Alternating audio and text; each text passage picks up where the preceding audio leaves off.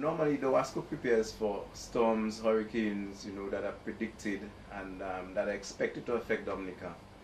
We prepare long in advance. We have a disaster management plan that speaks to the things that we need to do in preparation for those disasters. So we advise customers accordingly to store water. We take steps also to shut down the systems when there is a disaster that is imminent, so that immediately following the disaster, once the pipelines remain intact, we can restore water to communities. What has happened in this case really is that it was something that came on us unannounced. So we were not totally prepared for something like that. It's what I refer to as a flash flood. And so DOWASCO was not prepared, put it this way, for that.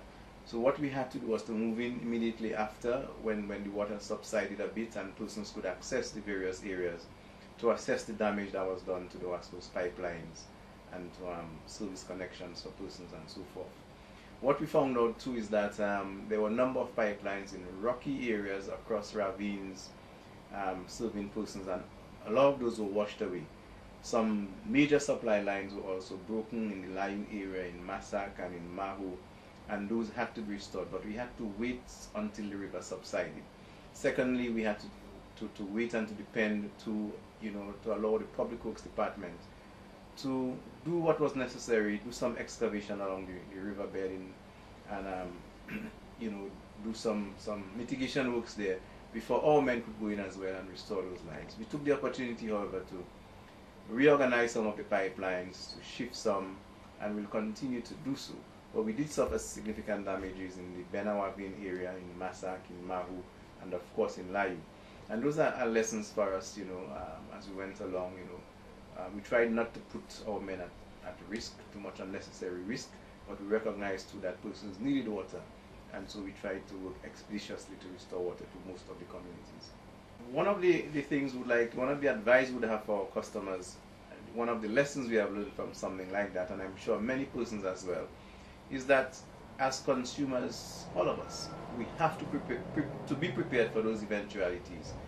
We emphasize those during the hurricane season, and we emphasize those when there are pending storms and so on. But throughout, it may be even be a drought or flash floods of that nature. Persons have to prepare themselves to deal with those kinds of eventualities and to go through them without disrupting their livelihoods unnecessarily. One of the things people can do to safeguard against those things is to keep some water in storage. We rely heavily on surface water in Dominica, and you know what happens to surface water at those times. It gets very, very turbid, very brown, dirty if you like.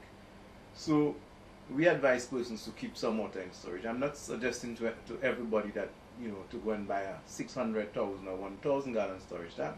For persons who can do that, very well.